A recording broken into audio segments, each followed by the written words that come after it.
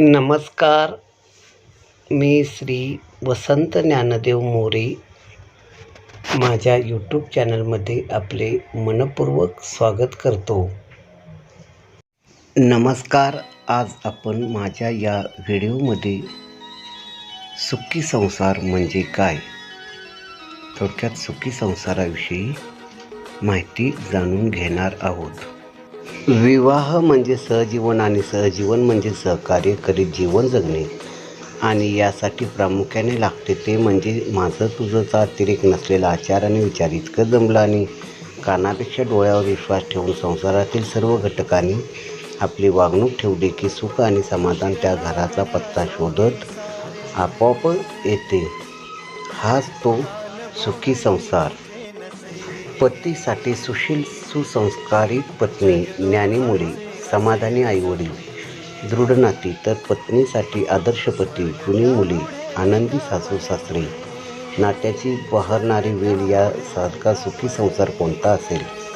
आता पोटा पाण्यासाठी सर्वांनाच कमवावं लागतं. मग कोणी कमी तर कोणी जास्त, हे ज्याच्या त्याच्या बुद्धिचातुर्य, शिक्षण आणि मागील जबाबदारी यावर ठरवावे. पण जसे असेल तसे आनंदाने स्वीकारून जीवनाचा आनंद घेणे म्हणजेच सुखी संसार. घर तेथे दार असणार आणि घरात काही चीज वस्तू असणार. मग त्यांचा एकमेकांना सहवास राहणार. मग त्यात जर मतभेद झालं तर ते समोपचाराने मिटवणार. चार भिंतीच्या आत, त्याला म्हणतात सुखी संसार. एक चुकला तर दुसऱ्याने समजून घ्यावं. गंभीर प्रश्नाला तडजोडून मिटवावं. कठीण काळात बरोबरीने उभं राहावं. घरचे मर्म कोणा बोलू नये. आपले कर्म कोणा सांगू नये.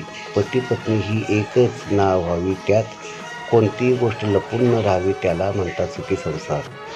सुखस्थान अर्थात घरात आल्यानंतर किमान आपला चेहरा किंवा देहबोली पाहून आपला मूड इतरांना समजावा. त्यानुसार गोड शब्द घरात यावेत. मागणी न करता हवे पदार्थ मिळावेत. महत्त्वाच्या निर्णयात पती व पत्नी यांचे एकमत असावे. असा संसार 50 वर्षे टिकावा. याला संसार सुख म्हणता येईल. खरे तर विवाह हे जसे एक बंधन आहे तसेच तो आपापसातला एक समझोता आहे. नवे असावा. कधी पतीला तर कधी पत्नीला एकमेकाची बाजू समजून घ्यावी लागते. ज्या दाम्पत्याजवळ समजून घेण्याची शक्ती जास्त असेल त्यांच्यात कलह फार कमी प्रमाणात होतात. पण मुळीच भांडण झालेले नाही किंवा होतच नाही असे एकही दाम्पत्य या पृथ्वी तलावर सापडणार नाही, हे माझे ठाम मत आहे. कारण दोन भिन्न व्यक्ती एकत्र आल्यात की प्रत्येक गोष्टीत फरक असणारच. विवाह समझोता असतो, कधी याला तर कधी तिला, आणि अनेकदा दोघांनाही थोडंफार बदलावेच लागते. मात्र प्रत्येक पत्नीनेच झुकते माप घ्यावं असे बहुतांशी सगळ्यांचेच मत असते. पण हा नियम नाही. वेळ व परिस्थिती बघून जो कोणी समझोता करील त्याचा संसार सुखाचा होतो. प्रत्येक स्त्रीच्या पुरुषाच्या मनात आपल्या भावी जीवनाबद्दल स्वप्न असतात. पण स्वप्न नेहमीच सत्यात उतरतील असे नाही. आपला जीवनसाथी आपल्याला हवा तसा मिळाला नाही तर हा राग त्याच्यावर काढणे कितपत बरोबर आहे. शिवाय कॉलेज कन्यांच्या बहुतांश जीवनसाथी बद्दलच्या कल्पना म्हणजे पिक्चरमधला हिरो, ज्यात सगळेच गुण चांगले असतात परंतु एकाच व्यक्तीत सगळे चांगले गुण निघणे हे फक्त सिनेमात व कथा कादंबऱ्यात शक्य आहे. सिनेमा व प्रत्यक्ष जीवन यात खूप तफावत आहे, हे प्रत्येक तरुणीने लक्षात ठेवलेच पाहिजे.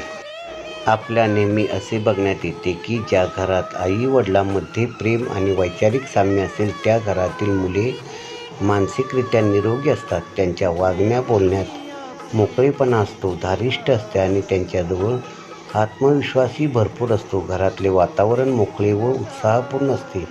कुठेही गेले तरी त्या वातावरणात ते नेहमी लवकर मिसळतात आणि लवकर मोकळ्या स्वभावामुळे लवकर लोकप्रिय होतात. आपल्याकडील विवाह पद्धती ही एखाद्या जुगारासारखी आहे. मोठे लोक लग्न जुळवतात तर वर वधू एकमेकांना फार कमी वेळ बघतात. मोठेच लोक सगळा पुढाकार घेतात. वर वधूला एकमेकांना पाहण्याची, बोलण्याची, एकमेकांची आवड निवड बघण्याची कोणतीच संधी त्यांना बहुतेक मिळत नाही.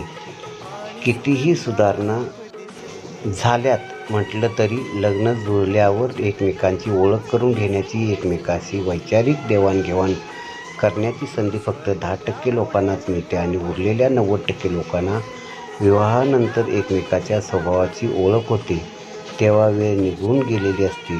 जसे आहे तसेच स्वीकारणे भाग असते. पण अशा वेळी चिडचिड करून जोडीदारासोबत भांडण करून काहीही उपयोग होत नसतो.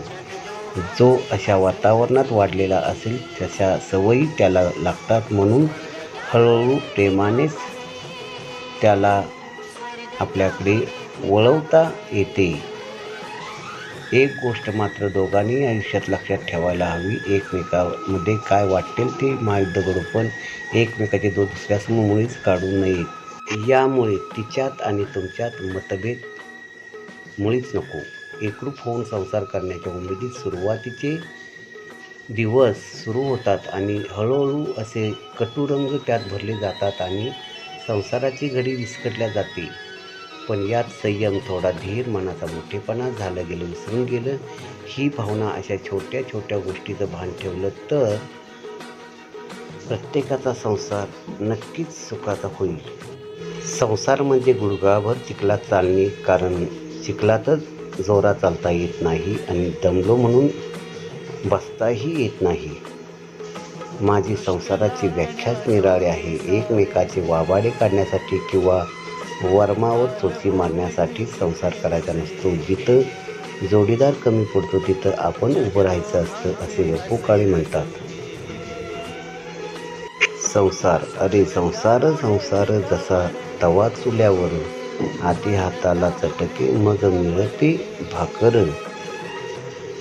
बनून तुझी सहचारिणी संसार करते सुखाचा, केलायस का तू कधी विचार तिच्या मनाचा.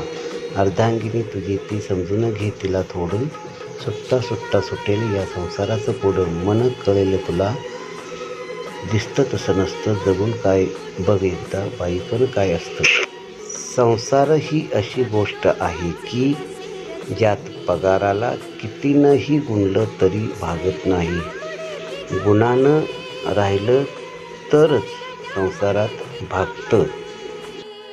ज्या ज्या संसारात पती पत्नीचं नातं मैत्रीसारखे राहिलं ते संसार आयुष्यभरासाठी टिकले. बायको जर नसेल तर राजवाडा पण सुना आहे. बायकोला नावं ठेवणं हा खरंच गंभीर गुन्हा आहे. खरं पाहिलं तर तिच्याशिवाय पानही हालत नाही. घरातलं कोणतंही सुख बायकोशिवाय फुलत नाही. नोकरी आणि पगाराशिवाय नवऱ्याजवळ आहे काय? तुलना जर केली तर सांगा, तुम्हाला येतं काय? स्वच्छ, सुंदर, पवित्र घर बायकोमुळेच असतं. नवरा नावाचं विचित्र माणूस तिलाच हसत बसतं. वय कमी असून सुद्धा बायको समजदार असते. बायकोपेक्षा नवऱ्याचे वय म्हणूनच जास्त असते. तिचा दोष काय तर म्हणे चांगल्या सवयी लावते. माझा हा व्हिडिओ आपणाला आवडला असल्यास लाईक करा आणि सबस्क्राईब करा. माझा हा व्हिडिओ आपण मनपूर्वक शेवटपर्यंत पाहिला त्याबद्दल धन्यवाद.